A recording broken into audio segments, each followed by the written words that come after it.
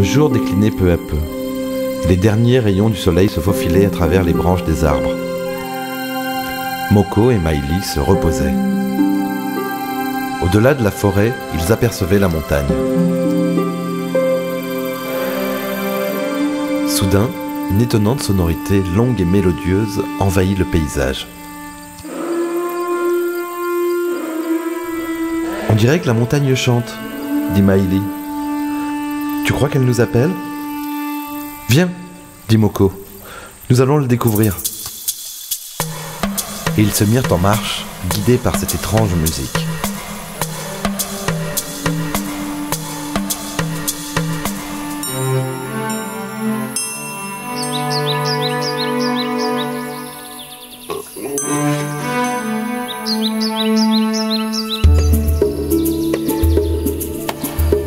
La nuit s'installait.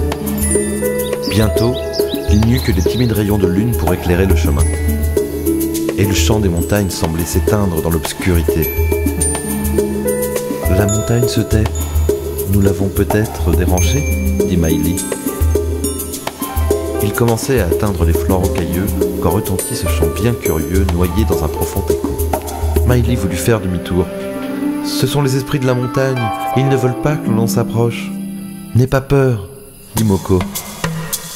Il entraîna Maïli au-delà du chemin.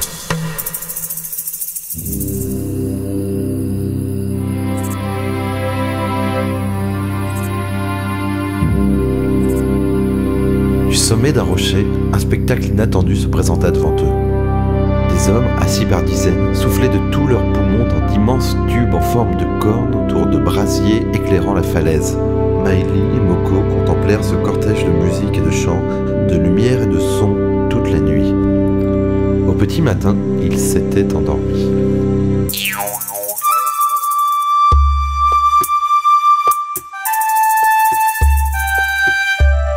Les hommes et leurs chants avaient disparu.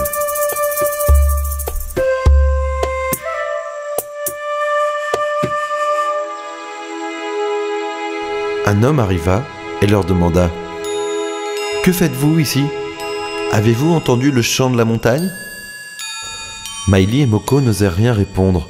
« Alors, reprit l'homme, sachez que ce que nos oreilles entendent et ce que nos yeux perçoivent sont bien souvent ce que nous voulons entendre ou voir. » Maïli et Moko ne comprirent pas tout le sens de ces paroles, mais se dirent qu'il ne fallait rien raconter du secret qui leur avait été dévoilé. Ils rentrèrent au village fiers et heureux d'être les gardiens d'un mystère merveilleux, celui des chants de la montagne.